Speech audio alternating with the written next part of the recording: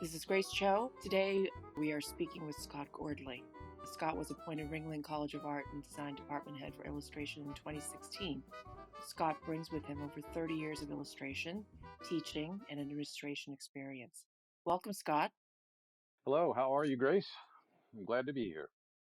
You know, I'm a big fan of your art, and it's so exciting to try to delve a little bit deeper into your career and how you got here. How did you become illustrated in art growing up? Actually, I started at a very young age. My mother was a fashion illustrator. My mother would tutor me at the kitchen table, telling me to draw things. And if I couldn't figure it out, she would draw it first, and I would duplicate what she drew. And as I grew up, it became the primary passion. I knew I was going to make a career in art. There was never a question. And it was just who I was. That was always my identification. And my mother was really integral in laying out that platform. And as I grew older, I entered contests. I remember winning a World Book Encyclopedia contest at 10 years old. I think I had to do a portrait of Teddy Roosevelt. And in my little hometown of Brookville, Ohio, little farm town, that was fairly big news. It was on the front page of our little newspaper. And all of a sudden at 10, I was kind of a superstar in my own school. Amazing. It's often these art contests when we were children that have such a profound impact.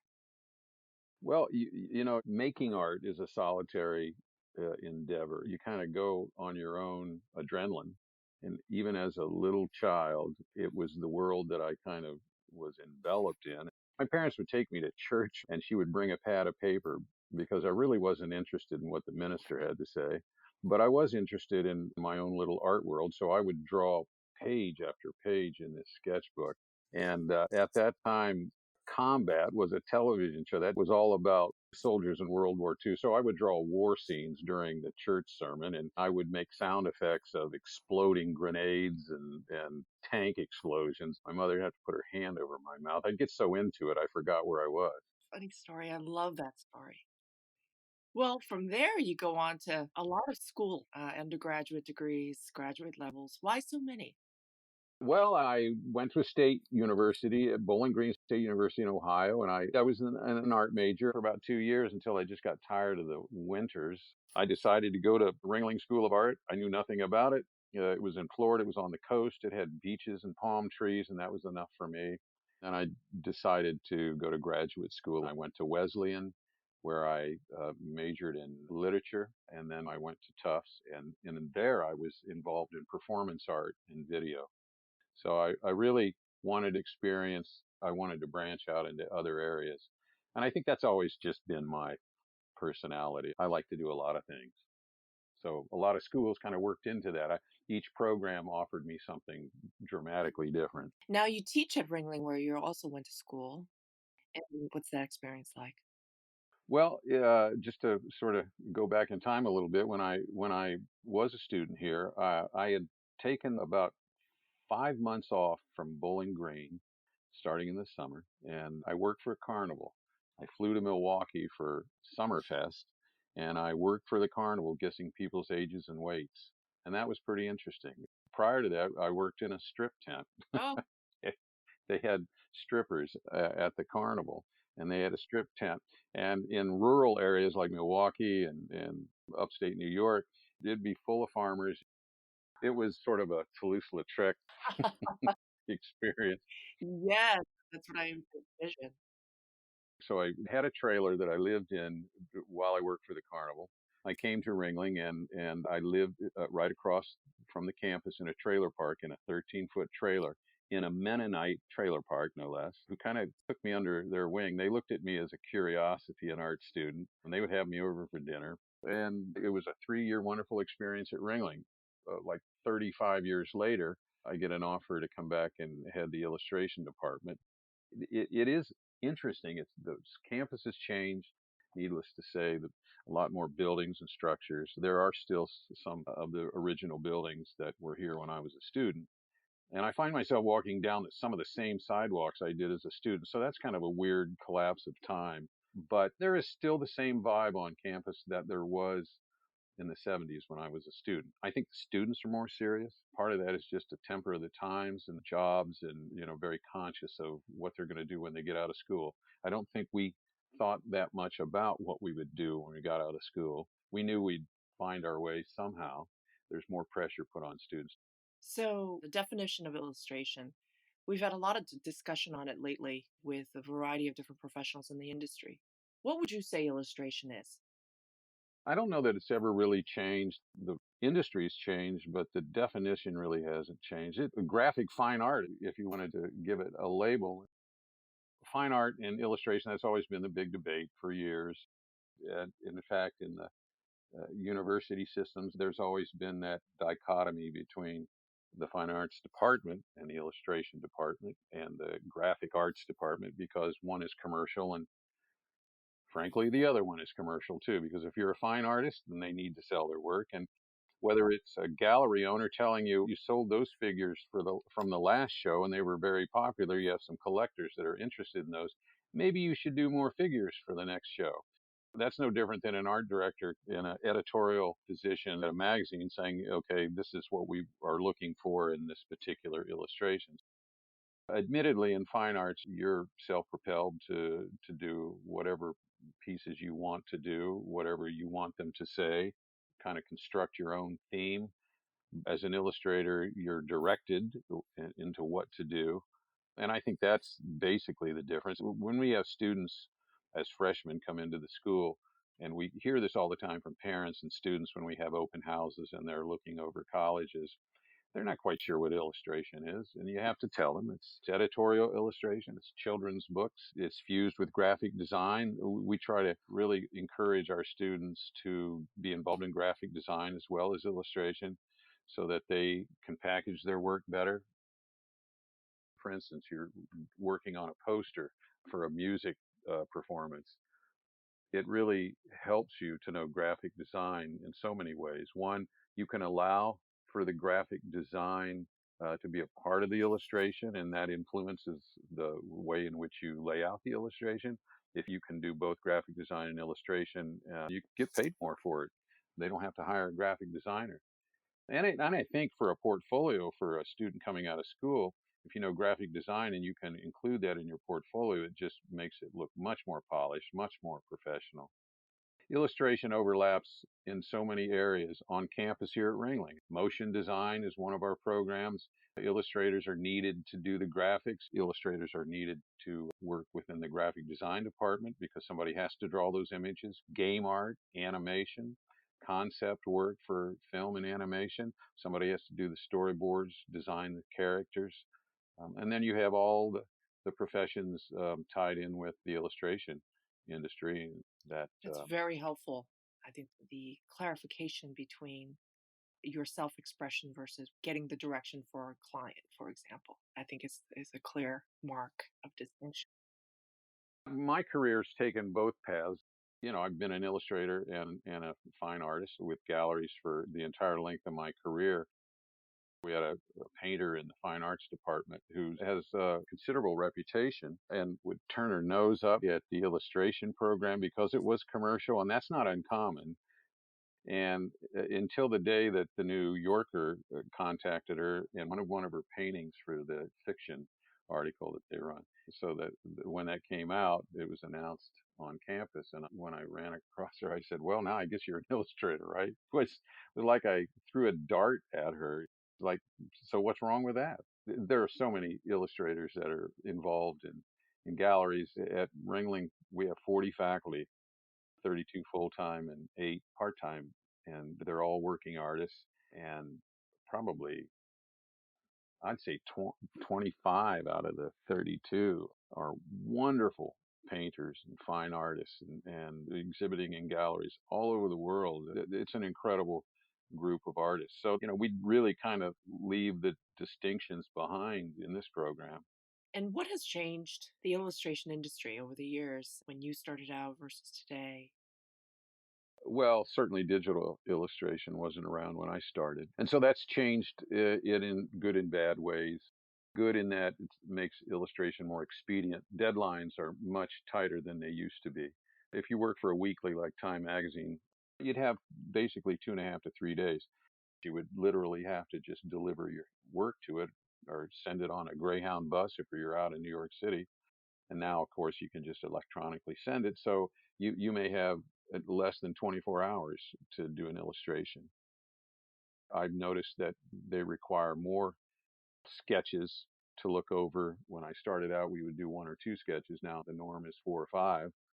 I think digital illustration is a great thing. And of course, here I'd say 75% of our students are involved in it, but we stress traditional the first 2 years and we hold them to it.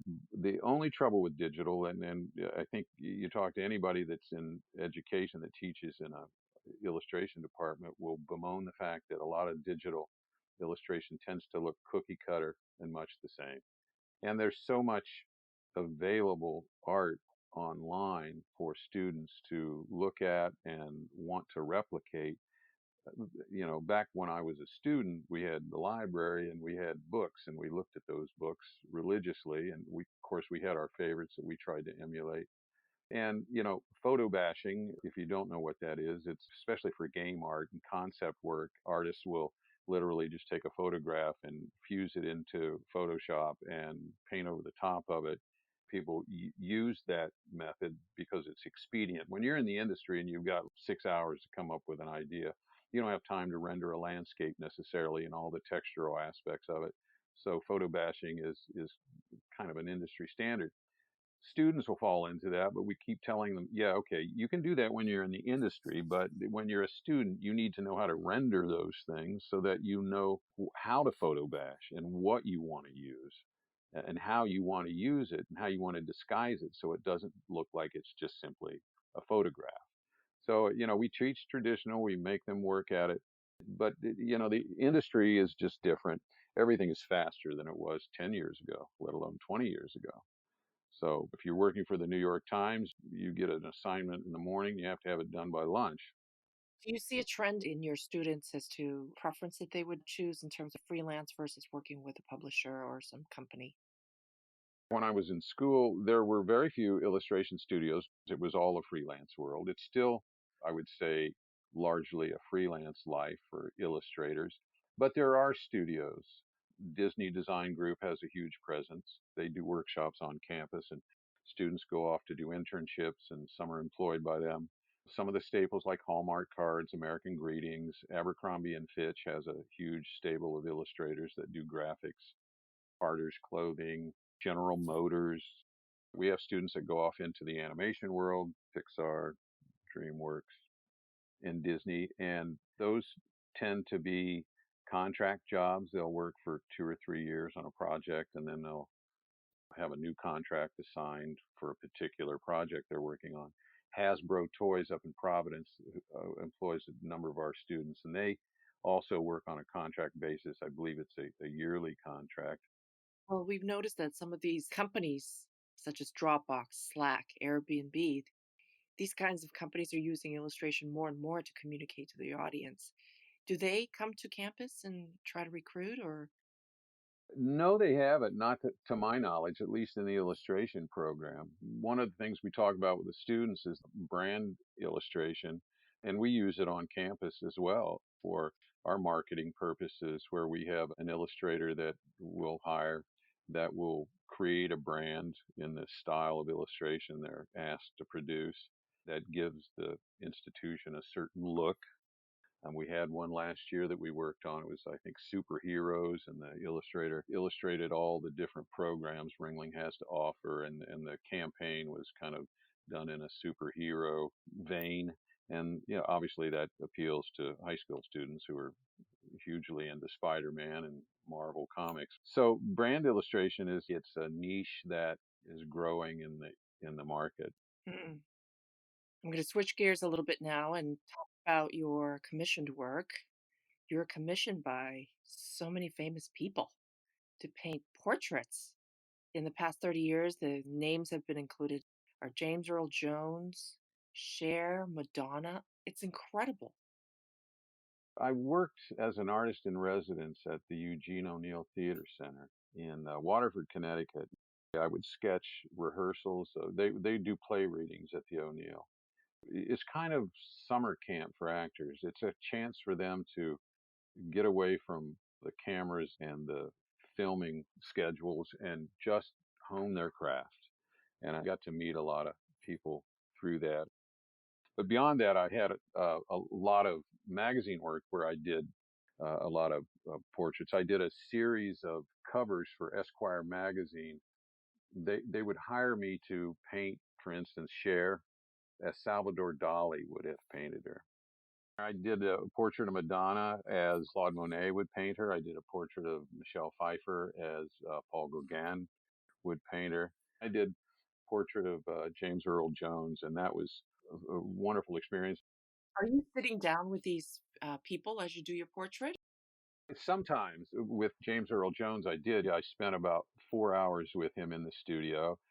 He was rehearsing a play with Vanessa Redgrave, but he had his script with him, and so he would, in his booming oratorical voice, would belt out lines from the play because he was trying to memorize his lines. And for me to just sit there and listen to that voice, and it was a performance in itself. Was wonderful. But when he came into the studio, I asked him how he wanted to pose, and he took his coat off and he stood ramrod straight with his fist clenched, with a scowl on his face. And he said, "I want to be just like this." And I looked at him and I thought, "Oh my God, this will make the worst portrait ever." And it was a portrait for his 50 years on Broadway. It was a sort of a commemorative portrait of him, an honor that was bestowed upon him. And, in the audience at the unveiling were everybody from Michael Douglas to Broadway and theater people and Vanessa Redgrave.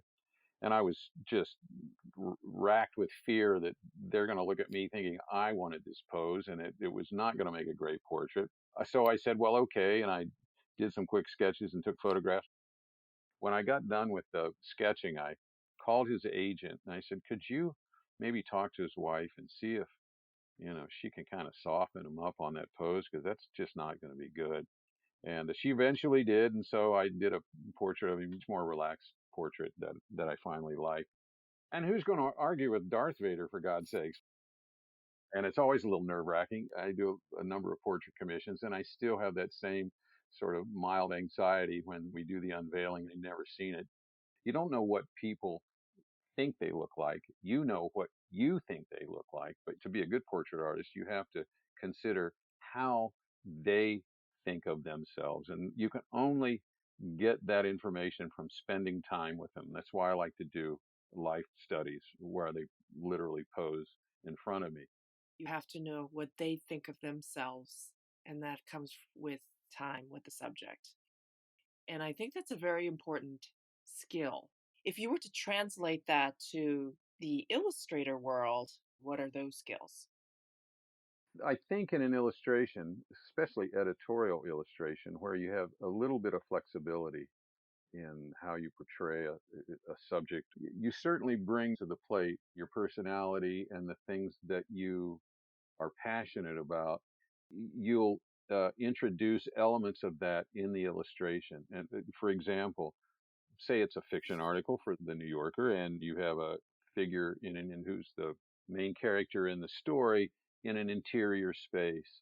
In that interior space, you have a lot of elements, and if you have a wide range of interests, you can introduce in the interior space, you bring an extra dimension to it. It could be a painting on a wall. It could be a glass of scotch on an end table that's almost completely consumed, but there's a little bit of liquid left, and an unlit cigarette in the ashtray, which could be a metaphor for the passion going out of a relationship. It could be that part of the story that's maybe the thesis statement of the story. And those little symbols or metaphors can just embellish the story. An art director will pick up on that. The layman who is looking at the illustration may not pick up on it, but that's the difference between a smart illustration and one that's just kind of going through the motions. If you're doing, for instance, a illustration on Friedrich Nietzsche, and you don't know anything about Nietzsche, then you better start reading some and understand what that author was all about. Completely. Understanding the subject, very, very important to understand in order to create that full comprehensive picture. Yeah, yeah. This has been a wonderful conversation. Thank you so much for your time, Scott. It's been a great pleasure of mine. Well, thank you very much, Grace. It's been a lot of fun.